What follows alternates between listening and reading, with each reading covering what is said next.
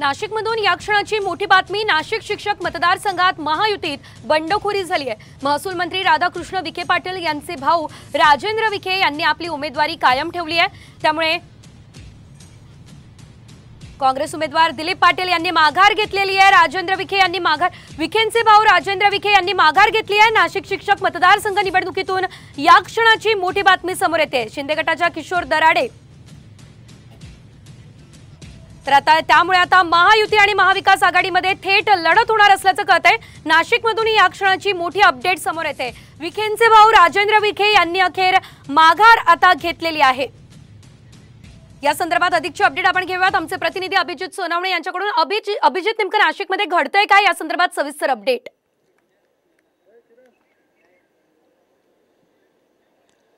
अतिशय महत्त्वाच्या घडामोडी आज नाशिक शिक्षक मतदारसंघाच्या निमित्ताने आपल्याला पाहायला मिळालेला आहे। राधाकृष्ण विखे पाटील यांचे बंधू राजेंद्र विखे पाटील यांची मनधरणी करण्यात भाजपला स्वतः राधाकृष्ण विखे पाटील यांना यश आलेलं आहे।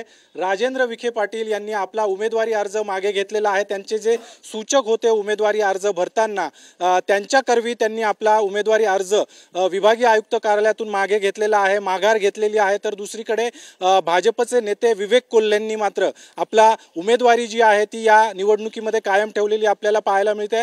अगदी त्यांच्या ज्या शिक्षण संस्था आहे, साखर कारखाने आहे, त्याच्यावर मागच्या 2 ते 3 दिवसांपासून धाड सत्र सुरू होतं, चौकशी सुरू होती वेगवेगळ्या विभागाकडून। ते देखील आज 3 वाजेपर्यंत आपला उमेदवारी अर्ज मागे घेतील अशी अपेक्षा होती, मात्र विवेक कोल्हे यांनी आपली उमेदवारी कायम ठेवलेली आहे। त्यामुळे आता नाशिक शिक्षक मतदारसंघामध्ये आपल्याला महाविकास आघाडी, त्यामुळे आता नाशिकमध्ये आपल्याला थेट लढत जी आहे ती बघायला मिळणार आहे। धन्यवाद दिलेल्या या सर्व अपडेट्ससाठी।